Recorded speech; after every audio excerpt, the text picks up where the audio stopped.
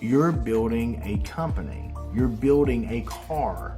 Do not build your company around the employees. You build your company around the system. Don't hold it because of control. When you hold information, you're doing it because you're trying to hold control. Luke 14 is the whole chapter talks about basically making smart decisions. Complexity fails kind of thing, where you talk about Subway and they've got their systems and it's like, man, there's nothing left to interpretation. Is you have to learn the cost. And most guys just can't, what they say, you can't stomach it. You're listening to the HVAC Heroes podcast, a show that shares real stories of growth and success in order to inspire HVAC contractors to achieve optimal success in their own businesses. On this show, we talk with some of the top HVAC companies across the USA to unveil the strategies and decisions they have made to eventually become some of the most successful in the industry. I'm your host, Alex Van Leeuwen, the founder of HVAC Marketers, which is the digital marketing agency for HVAC businesses. On each episode, I sit down with industry leaders to talk about their processes, the lessons that they've learned along the way, and how you too can find success in your HVAC business. Bill, thanks so much for joining me today on the podcast. I'm super excited to hear you tell your story about Right Way Heating and Cooling and really dig in for our guests on what you've got going on there. A fellow Ohioan, first on the show, which I really appreciate. You're up near Columbus. We're in Cincinnati here, so welcome to the show. Appreciate you being on. Right on, man. I appreciate you inviting me to the show, and I look forward to it. So yeah. Awesome. Well, let's kick off, if you don't mind, just like for our guests, if you wouldn't mind telling us a little bit about you and a little bit about Right Way and kind of where you guys are at now, kind of size, scope, trucks running, head count, if you don't mind, and just give us a little bit of background on the company. Absolutely. So we're right around 20 employees, and that's full house right now at 20 employees. Me and my wife are co-owners.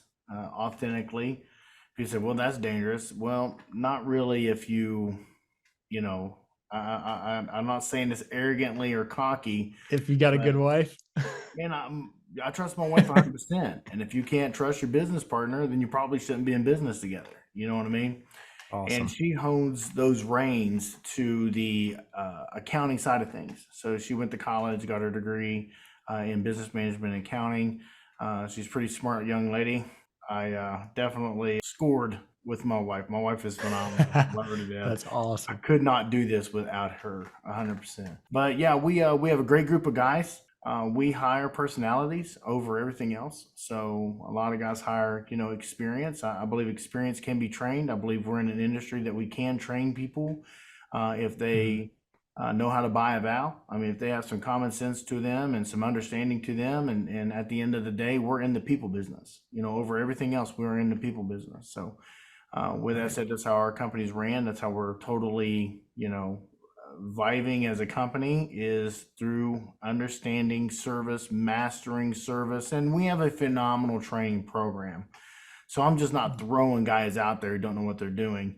We bring them up through the ranks, but we do it in-house. We would rather go and find our guys, cultivate these guys, make these guys 1,000%, top of the line, top notch, and we feel we have a confident way of doing that.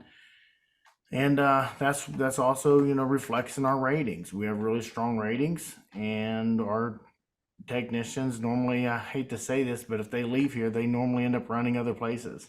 So that's we got a great group of guys, and they're smart guys, and with the program, and we have a certain way of doing things.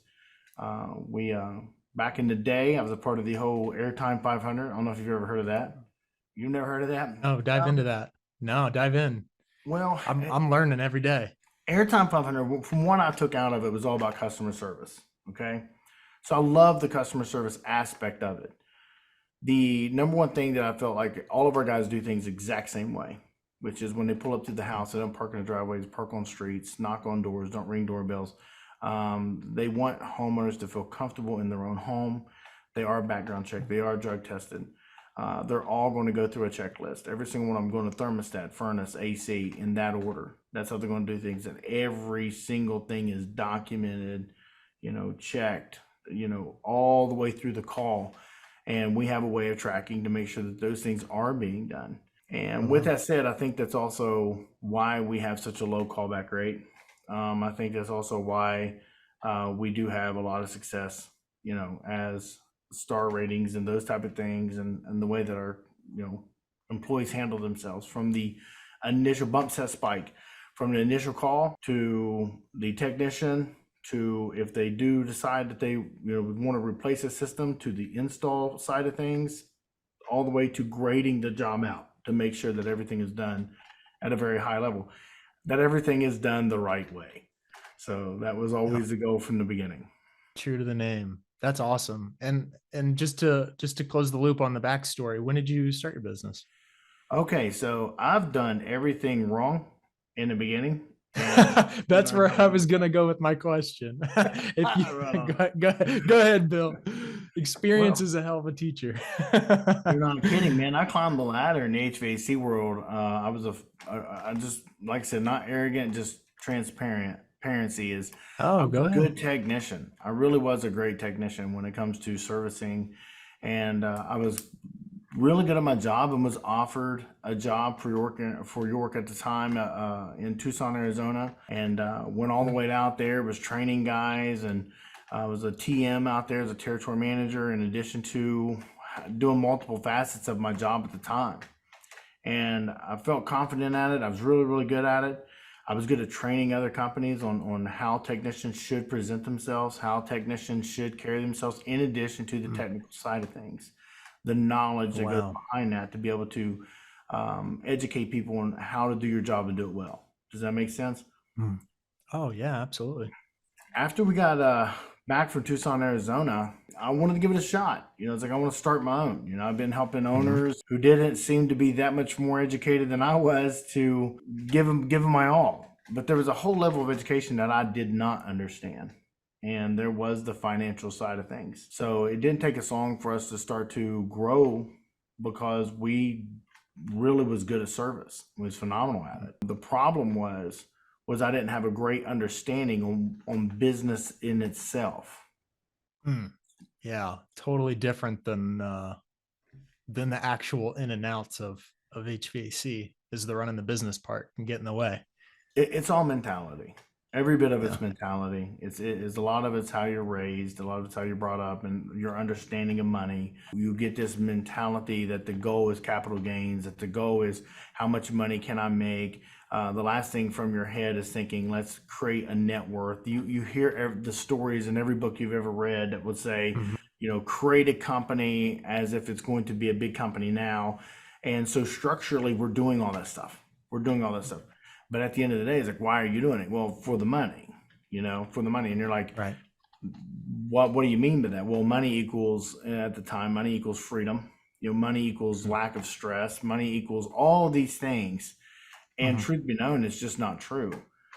With me and my wife being faith believers, we're bold about it. I mean, we're not shy on saying, that we love God. And when it comes to money, when it comes to those type of things, I mean, our goal ultimately was to use it to have freedom for the ministry. That was a true story. That was our goal. That sounds like a crazy goal to a lot of people, but our goal was not Bentleys. Our goals was not being rich as much as our goal was using this money to help further God's kingdom.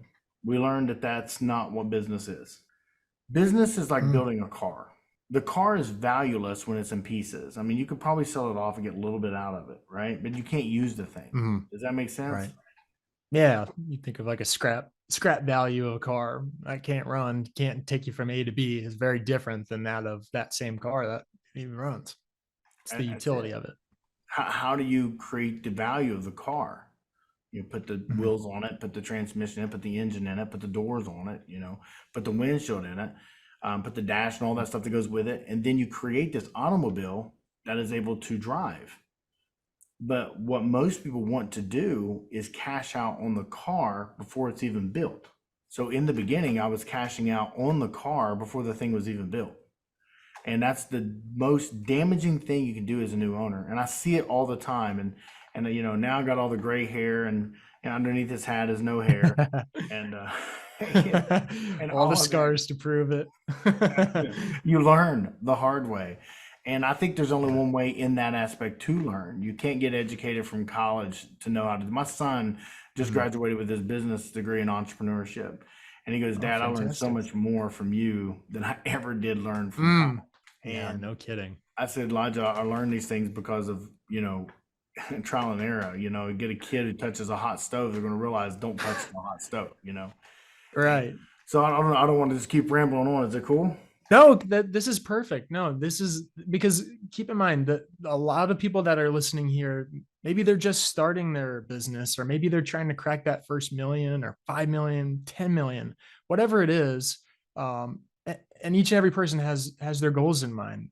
We're building, for you, building a vehicle, to use your metaphor, that helps serve the kingdom. Other people have other goals, but either way, I find that most people that are tuning into this podcast, they're doing it because they're trying to get to the next level. And so hearing your approach and your story is very helpful. So definitely continue on. At the end of the day, man, that's the biggest thing is now that I'm at where I'm at, I don't see people as a threat. I don't see them as necessarily my competition. I see it as, okay, if you're going to be my competition, then be my competition.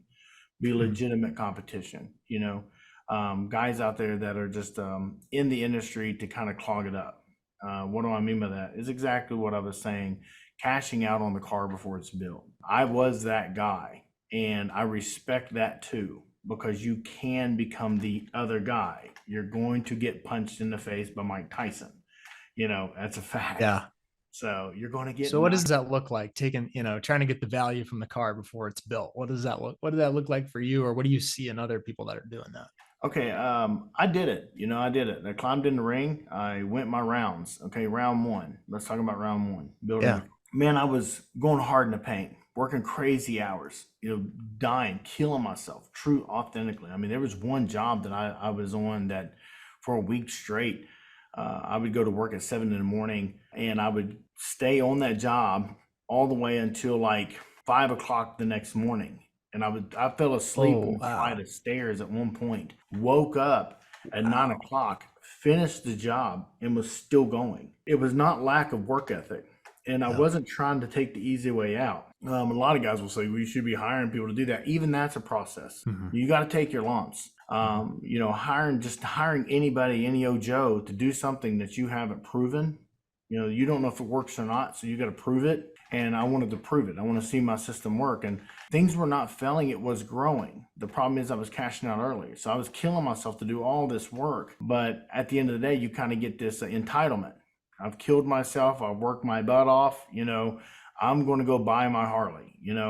I'm going to go vacation somewhere overseas in the Caribbean. I'm going to, in our sense, crazy or not, people probably look at me like you guys are insane. I'm going to spend $40,000 to take a group of my church to Tennessee for a whole week. That's crazy. I love that. Not wisdom. I love that. It was good stuff, just not wisdom. Yeah. You overstretch your means, and then bam, you're caught in a position where your company's slow. You're not able to keep up. Things are starting to really hurt now. I'm entitled to this work that I killed myself with. No, you're not. You're not entitled to anything. That's especially the seasonality too of the, I can get you. We're talking in March right now. That's a lot different than talking in July. So that's a fact.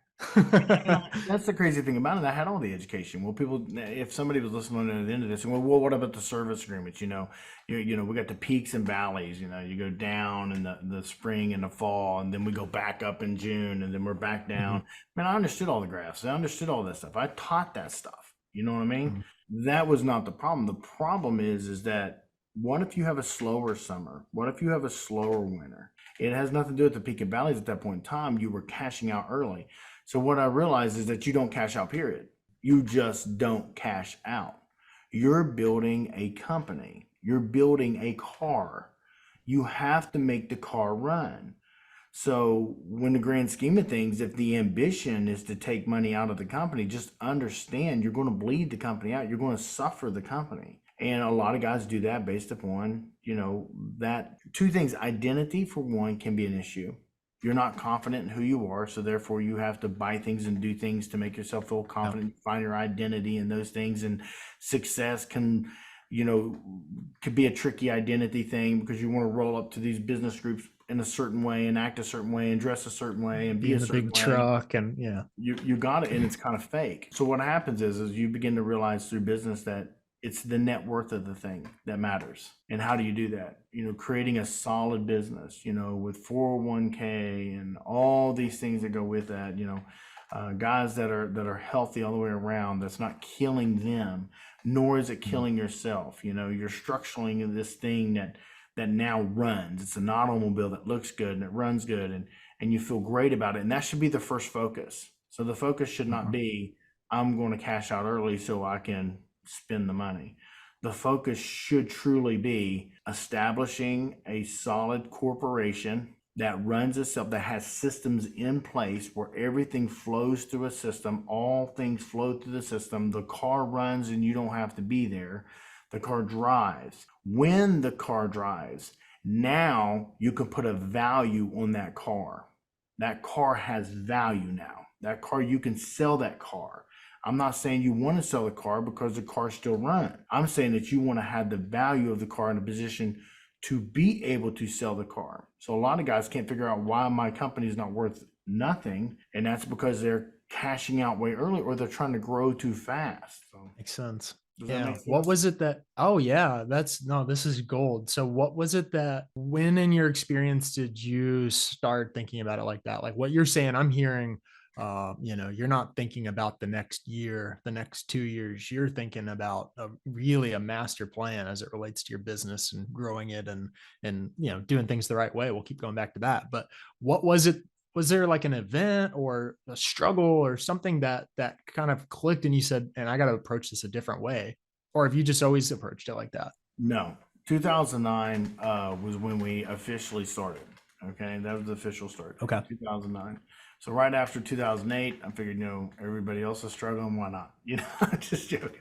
Why not me too? Yeah, I'll join in. Nobody's got no money. Let's I just love do it. it. Yeah. And so we went all in 2009, and man, Awesome. I drug a desk out of the trash. I was determined. I mean, determined is probably an understatement. We started growing quickly, that aspect of it, establishing ourselves. I think we went from like 100,000 the first year, which was really rough. Then it was like 300,000 the next year, 700,000. It just, started tearing up, got about 2012. That's when the real punch in the throat. In 2012 in Columbus, Ohio, if you go back and look at the weather, it was extremely calm winter and extremely calm summer. And that hurt. The pain of that was unexpected.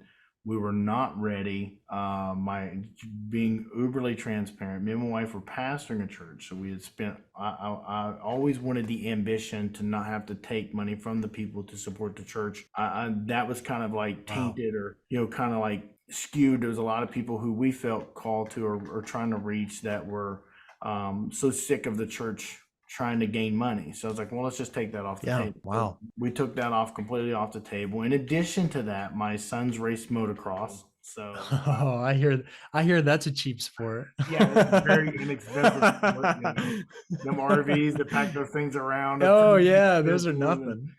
Every race, the bike has to be rebuilt. It's crazy. It's psychotic. Yeah, a couple bucks.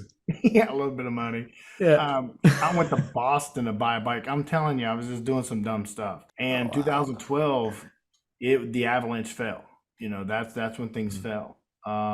You're talking about going through anxiety. You're talking about going through depression. You talk about realizing that you was building a house of straws. It was tough, man. I mean, it was absolutely tough. So the God took bad and made good out of it. And here's what ended up happening. We basically was going to merge with another company that was more successful, right? And they wanted me to go over and run their service department. And they knew that in that world that I was good. My wife had not graduated from college yet. She was in college. We have 5 kids. So we were crazy. We had 5 kids. She was going to college, had not graduated yet, not even got an associate's degree at this point in time in 2012. We made these arrangements. We went over. It was about 2013, and we found out that this other company was so much worse than we were. So you're talking about being terrified. We were now freaking out, you know? I'm like, we were hundreds of thousands in debt. You're millions in debt. You know, you guys are Oh, really wow. bad, you know? Yeah. And it was Wow. ugly. It was horrendous. So she, at this point in time, graduated in 2018. But the cool thing is that 2014 to 2016, she was able to sit with an accountant that was, man, probably one of the best accountants I've ever seen. So an investor of that company was involved because things were not correct. You know what I'm saying? Okay. So he brought Yeah. in his Gotcha. accountant, and my wife was able to sit with that accountant. And you talking about the biggest blessing in the world is having my wife being able to sit with that accountant for 2 years. That she was a boss. You know, we developed phenomenal relationships with them. And that investor had told us that, hey, you know what? I want to go ahead and give you guys an opportunity to take back what you brought. So he says the merge never went down. It never happened because there was things that had to be done on their end that wasn't going to be able to be done. Gotcha. He was very honorable in the way that he did things. He let us have everything back, and we basically started fresh again. Like, here was a total fresh start. Like, okay, here we go. And this time was like, we know what to do. Wow. We've read, we've studied. You know, my wife was about to graduate from college with her business accounting degree. We have got to sit with the accountant. I now had a financial mentor that's still my mentor today. Wow. That was mentoring me. My wife had her accountant mentor. I mean, man, you talking about changing mentalities. At this point in time, we have not changed our salary personally from that day. Wow. When we came back over, we were salaried at that time. And so versus the way we did it before, which was it was all our money. You know, legally, even everything, you just have to pay taxes on it. Right. You know what I'm saying? But it was all our money. And the way that we get paid now is we're employees of the company. We take a minimal salary. We do take draws, but our draws have not changed since 2016. Wow. They have not changed. So that's when we came back in 2016. From 2016, when we opened the door, the first year was almost like starting right back where we were. We was like 500 to 600,000, something like that is what we was doing. Now we're from 16 to the mid 20s. We're well into the millions. Like, you know, if you get on Zoom, look us up, revenue, you could probably see what we're making. You know what I mean? Yeah. So we're now into that. You know, we've been multi-million-dollar company now for 3 or 4 years. We've been very blessed. We're continuing to grow. We've built the car. The systems are in place. Our employees are, you know, happy where they work. We have, you know, everything is structurally very sound now. So we did it all wrong. We did everything jacked plumb up. So when you get the opportunity to look at somebody in the face and tell them how they should have done it or what they should have done, you know, they're like, well, Bill, at one point in time, you know, on paper, you're a millionaire, but your salary is X. At what point in time are you going to take more out of the company? And my response is to them, why? For what reason? What's the goal here? What is the true goal? Are you trying to build a company or are you trying to buy a Bentley? You know, what's your goal? And now our true goal is to build a company, you know, have that time and effort and freedom that we've worked very, very hard to have. But we don't know how to let off the gas. I don't think it's in us to do it. Yeah, I think that's that answers the question. That's a no, you're rocking, Bill. This is so good. I've heard the saying that those events that are most painful in real time almost always end up being a net positive for you. You just have to drag out the timeline. And I mean, that can be hard, I know. And when you're in that real time, but I mean, you to have an opportunity to really like almost go to school, so to speak. And it's like chapter 1, chapter 2, from what I'm hearing, where you were able to go in and start the company and maybe, to use your words, do things the wrong way or not, you know, maybe not have the right model, not the right people, what have you, and then get a chance to go in with a brand new mindset, brand new approach. Is that fair to say? 100%. I mean, I think that's why it takes time. You cultivating the understanding of the industry. You can have large conglomerates. Large conglomerates can come in and purchase, you know, companies with already having deep pockets and those type of things. that has those type of structures already in place, and you begin to realize why they're doing it. They're not in it, if, for example, buying a car obviously depreciates, buying a house appreciates. It's just a much bigger house is basically what you're purchasing. You're purchasing something that has value, that you're sinking your money into, that don't lose value, that grows with inflation, that grows with investments and those type of things, and it just doesn't lose. It's a shelter, for sense. So when you have a company, that's basically what you're buying. Is you're buying a well-structured investment property that continues to grow if the systems are solid. Does that make sense? Yeah, absolutely. And it's like, I hear, I think a lot of people give out the advice, even if you plan to grow and hold and have no ambition to sell, there's still value in building your company in a way that is marketable, is appealing, does have good value on a market. Because why? Because there's a reason that people will pay a higher multiple, a bigger premium to have, good operations and all these good things in place. Well, that helps you, even if you don't plan to sell. Like, you have a more valuable business, and guess what? You get to keep it. So I think that makes a lot of sense. Something crazy to think about. So back in the day, back pre 2012, okay, I had Harleys, choppers. Man, I had one point in time a 67 Firebird, a Cobra Mustang. I mean, there was Oh, wow. a Hummer, All the toys. dumb stuff, man, just dumb stuff. And my company was worth nothing. I couldn't give it away. I had all those crap, all those toys, and my company was worth nothing. Now every other day, somebody's knocking on my door offering me millions to buy my company. And I'm like, man, I'm good. Yeah. The other thing is your identity. Finding out, who are you? Are you comfortable with who you are? We try to circumstances or happenstance is happiness based upon circumstances. So we'll have things that make us happy. Like, we'll do things that make us happy, but joy is much deeper than that. Contentment, identity is much deeper than that. The one thing that I learned from having all of that crap is none of that crap really made me joyful. Does that make sense? It was circumstantial. Oh, yeah. It lost its flavor very shortly after having it. But joy, knowing who you are, having that identity that you don't need that crap to feel complete. Man, I'm a pap, okay? I got a grandbaby, and I love this grandbaby to death, okay? I spoil her rotten, She points in the general direction. I'm trying to buy her a stuffed animal, I just love my granddaughter. Okay, she loves her pet. We're thick as thieves, right? I love that. That's the stuff, man. That's the value. That's the true identity. That's the stuff that we should be striving for. Is family, our relationship with God. I mean, our me and my wife going to just spending time, taking a walk with each other. Those are the things that have value. You can't buy that. You can't. That's not for sale. So the reality is looking back at a company. What are you doing? You're creating value. You're creating net worth. Can you make the thing run by itself? Because that has a future. If you can't make it run by itself, the company has no future. You die, it dies. It has no future. If you can make the thing based upon systems not only run, but grow, that's a key factor.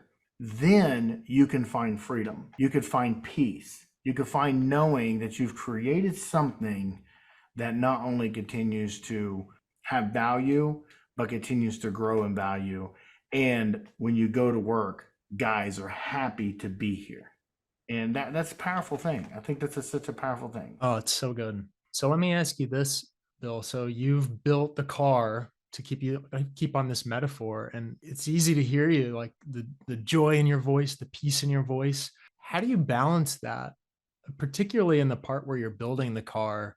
Because I can just feel our audience going, I hear you, Bill, but I just had an employee quit, or I have this issue, and it's stress, and it is tough, right? Growing your business, building that car. Like, how do you true those two? People have value, and there's a few things that you got to get over. Okay, you absolutely have to get over it.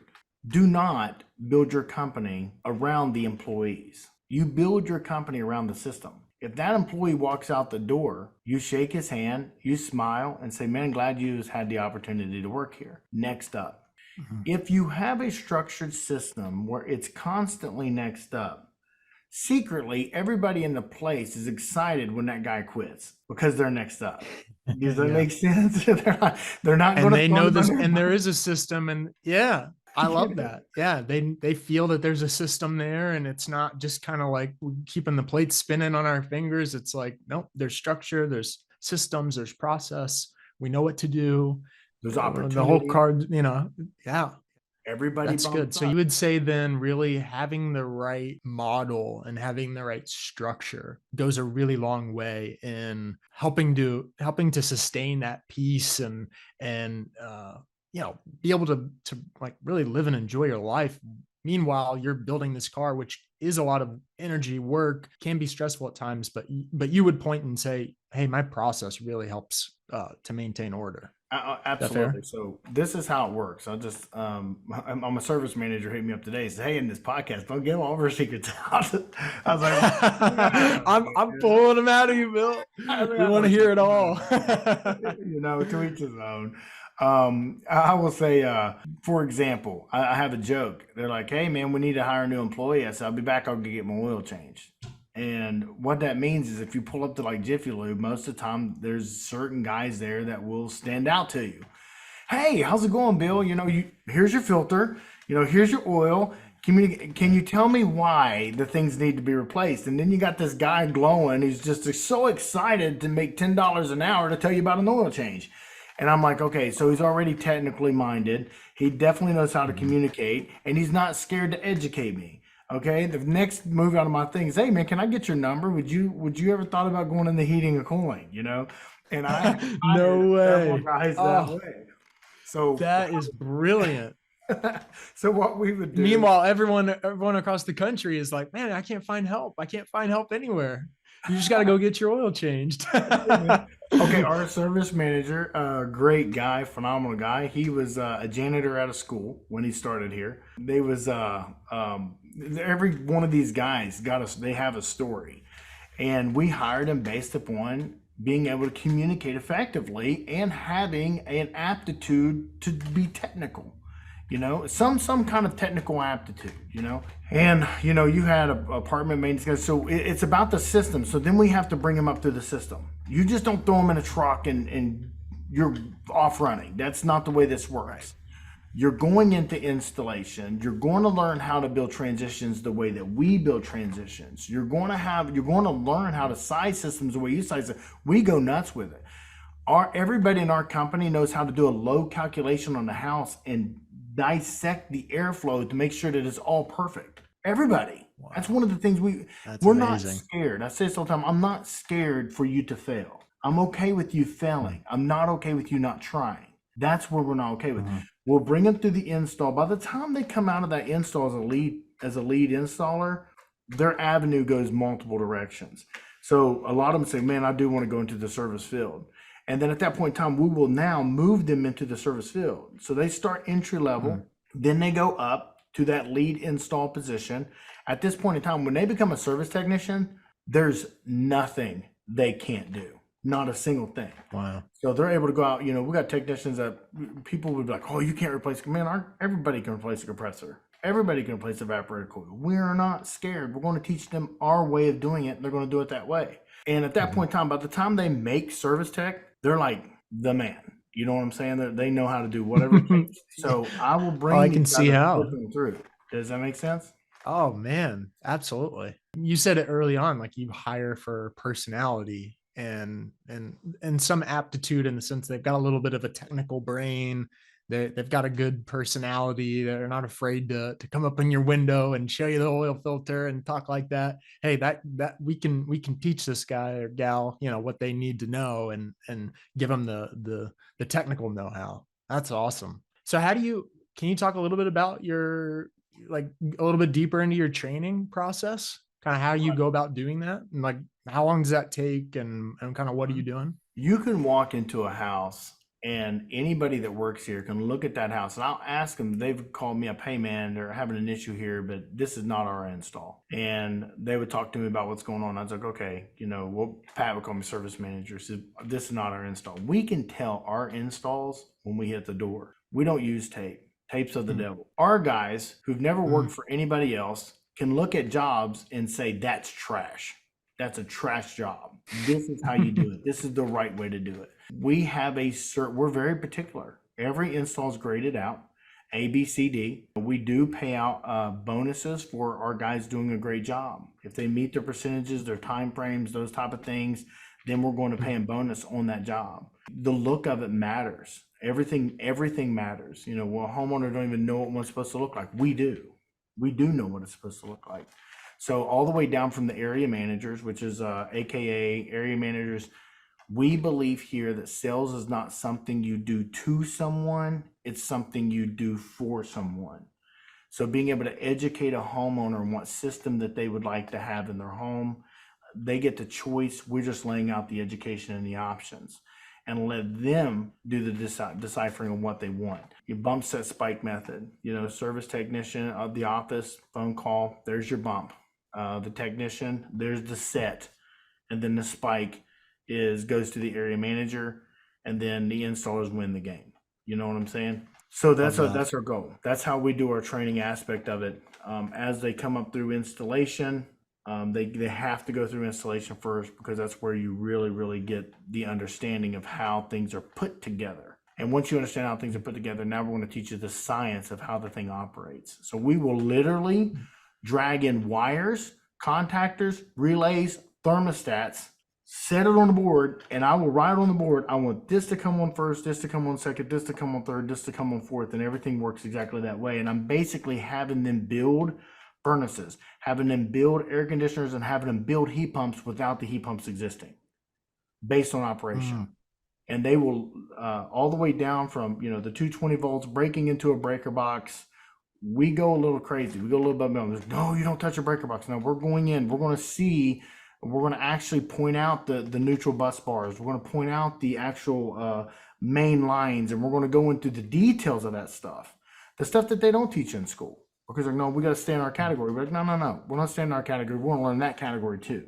So we're just going to learn it all. In that aspect, growing up through installation, then moving into service at that point in time. Based upon your numbers, based upon how you do the system, everything's weighed. If it can be measured, it can grow. If it can be measured, it can grow. So we measure the technician's progress, measure the install progress. Then the technician we'll go to the technician. Have you ever thought about wanting to be an area manager? You know the install world, you know the service world. At this point in time, we feel like you're equipped. So you're not this bull crap salesman. You are a legitimate professional. You're a legitimate professional. So our area managers are legitimate professionals. They know every answer you could ask them. Wow. And then they get to actually serve more like a consultant, maybe it's not the best word, but someone that can go in and come alongside that homeowner and help them make a good decision, not just say, hey, this is what you need. Just kind of that classic kind of hard sell. Absolutely. That definitely would say it separates us from our competition. People get so mad when we steal a lot of their, jobs from them, and it's never by price. That's how we're able to go alongside them and answer the questions that a lot of salesmen can answer, because salesmen are salesmen. We are professionals. They know that when I use the word professionals, that's what we're talking about. I love the word consultant. We are consulting. We are professionals. We know we're not going to sell you on anything. We're going to help you make decisions, life decisions, for the most valuable investment you own most of the time is your home. Yeah. Oh, that's so true. And it's an area that's a big expense for the homeowner. And yet, 99 times out of 100, they haven't the slightest clue what they're actually spending. They're spending their money to be, comfortable year round. And then there's all this equipment and there's all this technical side of it that you and your team know. But me as the homeowner, it's like, I know if I'm getting a new system, it's a ton of money, and I'm just trusting you that, it's kind of like having surgery almost. It's like, I'm spending a lot, I'm going under, and I'm hoping that you've got my best interest in mind. I think people can tell pretty easily what they may not know all the ins and outs of, their system, but they can tell when you've got their best interest in mind. I think people are pretty smart. They can see when somebody's full of crap. I mean, they can tell it when Yeah. somebody's full of crap, when they're just trying to sell them. Our guys will bill out. Sometimes it happens, which is like, well, you got to do what's best in the best interest of your home. And I probably say that's Mhm. gave us more jobs than anything else. Is, a lot of people will say, Mhm. well, you didn't overcome the rebuttal. Well, we're in a society that's been oversold. They're waiting for the Yeah. rebuttal. What if it's not the rebuttal? What if the rebuttal is in your pocket? What if the rebuttal is in your lap? What if you're the one that we're looking at saying, well, we know that you have to make the best decision. We just want to help you make the best decision. So these are why we use these brands. These are why but at the end of the day, you are purchasing Right Way Heating and Cooling. You are purchasing a 5-star company. You are purchasing a company that takes a lot of pride in what we do. You are purchasing professionals. You are purchasing guys who are trained at a higher level than most are. And that's the thing that people buy. They buy us. We're the product. That I think is such a strong mindset, because it's a real understanding that homeowners, they are buying you. They're not buying this particular system, this particular manufacturer, because they don't know. They have no choice but to choose someone. They can't do it themselves. So by you presenting yourself into the market as the professional, I like that, the professional that you're well trained, have their best interest in mind. And you said that that's like one of the best ways that you're able to grow your customer list, keep people coming back. So talk to me about, you're a big systems guy, I know. So like, are the things that you put in place to stay in front of your existing customers, or to like, I'll kind of open that door to you, but I'm curious, because that, your customer base is the lifeblood. It's simple as that. We're like I said again, we're in the people business. At the end of the day, before we Mhm. actually went on, I was talking about I could tell when other companies are going to go up or down. And Yeah. cultivate. Dive We're into in, that. we're in the cultivating relationship world. That's what we're in. So Mhm. I've seen, there was one example. There was a company that was man, they had bought 15 trucks. They have all over the radio. They were everywhere. Nobody ever heard of them before. And I had a friend of mine that was actually in marketing. He was selling ads, and he sat down with me, and I said, "They're not going to be here." And he says, "Well, what do you mean?" And he kind of said it with almost an arrogant, "What are you talking about?" And I wasn't Yeah, trying to this be. guy, he's got all these trucks. He's all over everywhere. He's all over the What do you radio. mean he's gonna be gone? Yeah. I told him, I was like, "Man, we're in the relationship business. We're in the cultivating business. People do business with people they know, like, and trust." And I feel like we're Mhm. doing that about as fast paced as you can do it, is cultivating relationships that people say, "I trust you guys. I really do. I want to use you guys." Well, you can't buy trust. You can't. Now you can buy marketing, you can buy branding, but you still have to brand for an average of five years in order to really cultivate that relationship, where they give you that shot. So when you got companies that are trying to just pour all kinds of time, effort, money, everything into the marketing. Now you got to do the marketing. We got to knock on the doors. We got to, that's all part of it. You got to have that stuff. That's not a saying you don't have it. But the number one piece that you have to have is value, trust, and people like you. They want to do business with you. They trust you. That's the number one thing we're trying to achieve. So when you got these companies that are popping up overnight, doing all these radio advertisements, they're dumping a ton of money out and not getting a ton of money back, because that takes time. You got to cultivate that relationship. If you're planting a garden, you got to give it time to grow. So if you're dumping everything you own into this thing, it eventually will catch you. It'll eventually bite you in the butt. It'll eventually put you in a position to where you got a choice to make: bankruptcy or sell. And the problem is you can't Yeah. even sell the company because there's no value to your company. You give it no time to Right. grow. You haven't built the vehicle. That's it. Being a marketer in this space, I think that marketing is a big old magnifying glass, and it highlights what you've got going on, right? So if you have the right people, have the right culture, doing the right things, and really over deliver for your customers, and marketing, it's a great thing. Because it exposes what you are. But if you haven't built the vehicle, if you're not doing the right things, if you're more that salesy, marketing's going to magnify that. Maybe not in an obvious way that people think, but but I know exactly what you're saying. I mean, it's not a silver bullet. I've always viewed it that way. It's just a magnifying glass. So the number one priority has to be having your shop in order and doing the right things, and have really a strong structure there. Or else, yeah, I mean, market away all you want, but Bill is going to come take away your customer because he's doing things the right way, so to speak. So what do you think about that? I think authentically, I'm not really out here to necessarily steal customers, but if you're mistreating them. Oh yeah, sorry. No. I'm sorry. I didn't mean to put you in that position. I absolutely know that about you. And we were talking even before about welcoming competition and good things like that. I guess I was asking more about just the idea of like your marketing being a magnifying glass for really what you are doing within your company. And like, have you ever thought about it that way? Or do you think that that's true? 100,000%. So kind of going back to what I was saying over there. So I wasn't necessarily taking that way, but kind of answering a question. Okay. Yeah. I just didn't want you to think I was trying to say, hey, are you trying to take away everyone's customers? No, but it's one of the things a lot of people are like, are you not? No, I'm not out of stealing customers. The ambition is are you keeping your customer happy? Are they content with you? Why would they go somewhere else? If your relationship is so cultivated, our customers, I feel like if I ever hear anybody leaving, I'm kind of mad about it. Like, what did we do wrong? We need to analyze ourselves. Where did we mess up? We're going to immediately do a SWOT, strength, weaknesses, opportunities, and threats. What happened here? Something messed up. The marketing does not control the company. The marketing, it's an accent of the company. It's a highlighter of who you are. That's where I think the mess up is. Marketing is going to give me jobs. Maybe it'll give you some, but at the end of the day, marketing is just going to bring out who you already are. But if you have no value to you, if you have nothing to offer, then all marketing is going to do is highlight that too. You got so much plastic marketing out there right now. It's plastic, okay? People see plastic and it turns them off. There's no connection. There's no relationship.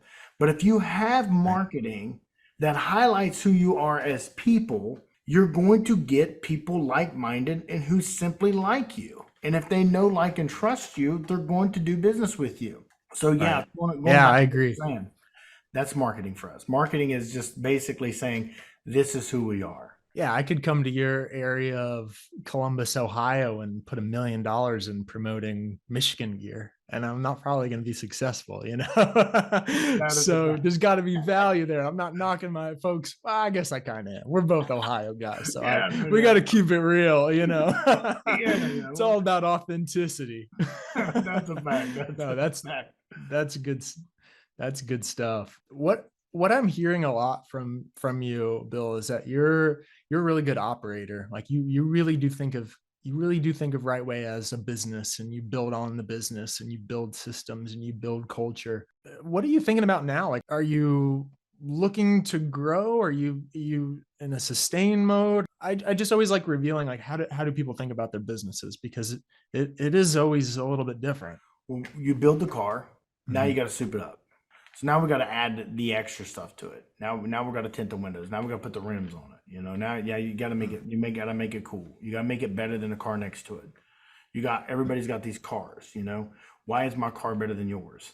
And you got to make that car better than theirs. You do. So that's one thing. But to be honest with you, you got to build another car. I have zero desire to be the spaghetti warehouse in Columbus, Ohio of heating or cooling. Are you familiar with spaghetti warehouse? No. Oh, good. Exactly. That's my point. Spaghetti warehouse in Columbus, big restaurant. It's a big mothership. It's like this great big old Italian, gotcha. kind of a family, somewhat fancy restaurant in Columbus, but it's a big one. I have zero desire to be spaghetti warehouse. I don't want to be spaghetti warehouse. I want to be Subway. Subway has foolproof systems. Subways are everywhere. Every Subway is its own automobile. I mean, you got bread, meat, cheese, veggies. Now you got a sandwich. You know what I mean? It's really just simple. You put it in this oven, you click this button, it's 90 seconds, it comes out, it goes onto this, 18-inch piece of paper. And you're right. It is man, that's a good example of a system. Do you want chips? That's the next You're one. right. You We know, got 5 types of chips. Yeah. We got, that's it. yeah, 4 So different breads. when Yeah. you look at it from that perspective, a lot of people are trying to be Spaghetti Warehouse. I have zero desire to be Spaghetti Warehouse. I have all the desires to build another car. When you get up around that 15 employee, that 15, 20 employee, over $3 million a year, it's time to do it again. Now you understand it. The system is built. Can you do it again? That's the question. And absolutely you can do it again. So we're already putting things in motion right now to start to build the next car and knowing how to that's build the next fantastic. car. Now we have funding. This company, instead of making me have a ton of capital money to run around and blow and sink the ship. No. We're going to now take all of that money and build the second ship. So now you have something funneling. Where in the beginning we had nothing but efforts, blood, sweat, and tears, sweat equity. That's all we had. Yeah. Now we got a little bit of capital. Now we got a little bit of equity. Now we can start to leverage this thing. Okay, let's leverage it. Let's build the second experience. car. We got the experience. We got a beautiful car. We need to soup the car up. I definitely want to soup the car up. I want to, kick the tires and light the fires. The second car can mirror the first car. Does that make sense? Absolutely. Yeah. It reminds me, I'm a big Alex Hormozy fan. I don't know if you're familiar with him or any of his stuff, but I'll send you some of his stuff. I was going to say, I'm interested already. Yeah, send it to me. Super successful entrepreneur. And he was telling a story once. He has a friend that had a multiple 9-figure trash business. He's the trash man. Started from nothing, built this big trash business, has a massive, fantastic exit, sells his company for a boatload of money. And so Alex asked him, oh man, that's awesome. What are you going to go do now? You're going to go, do this next thing, or you got ideas in mind? He's like, I'm going to go build another trash business. I know how to do it. Why would I do anything different? I've got all the, so it just reminds me of what you're saying. You've worked so hard to get this experience, and now you've got resources. That's awesome. Congratulations. That's I think a good, sounds like you're leveraging what you've earned over time in a really good way. Appreciate that. Yeah, we're working hard at it. Everybody's on the same page. That over communicate. That's another big thing. Over communicate. Make sure everybody understands where you're coming from. Don't hold it because of control. When you hold information, you're doing it because you're trying to hold control. No, relinquish your control. Let control go. Get everybody on the same page. Make sure everybody's communicating. Make sure everybody understands. Make sure everybody knows. And when the vision is clear, something big thing that we use in our family is Luke 14. Luke 14 is the whole chapter talks about basically making smart decisions, going out to fight a battle with somebody that's got 100,000 soldiers and you've got 10,000. It's probably in your best interest to talk them off the ledge and become buddies with them. If you're going to build a building, making sure that you got the funds and the ability to do those type of things. And the way that you do that is through over communication. The way that you do that is through sitting down, counting the costs, making sure that you're ready to do it, make sure it's the right timing, making sure you're not bleeding this one out to fix this one. So ultimately our goal is, like I said, Subway is a much larger company than Spaghetti Warehouse. A lot of people from the outside looking in, you said a Subway, you said Spaghetti Warehouse, but no, Spaghetti Warehouse is massive. And you're like, no, it's not. Subway, they're massive, They're massive.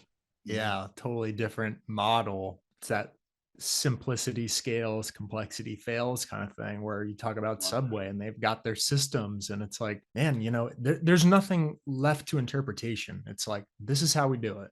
And it sounds like that's what you have in place, at Right Way. Like, this is how we do it. You said, it sounds like a lot of your hiring don't even come, they don't even come from, they're not HVAC techs. They're changing the oil, and you bring them through the ropes and show them the right way, your way to do it. And there's nothing left to interpretation.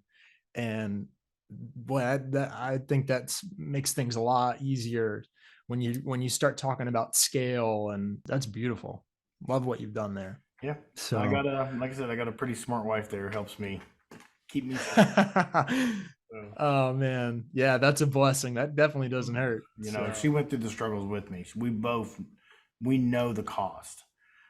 And I think that sometimes when you're starting from the ground up, that's the number one thing you have to do is you have to learn the cost. And most guys just can't, what they say, you can't stomach it. I don't know if you ever heard that. You can't stomach it, meaning that when you get hit in the stomach, getting back up, dusting yourself back off, climbing back in the ring, analyzing. I got 2 different older sons and I have a younger son.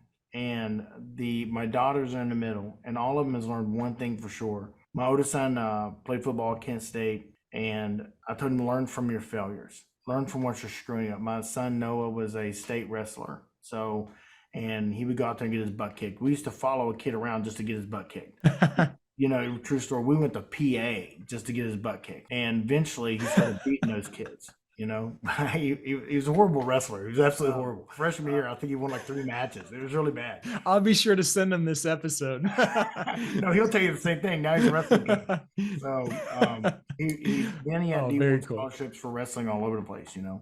Coaches flying in to give him shirts and stuff. And why was that? It's because we're not afraid to fail.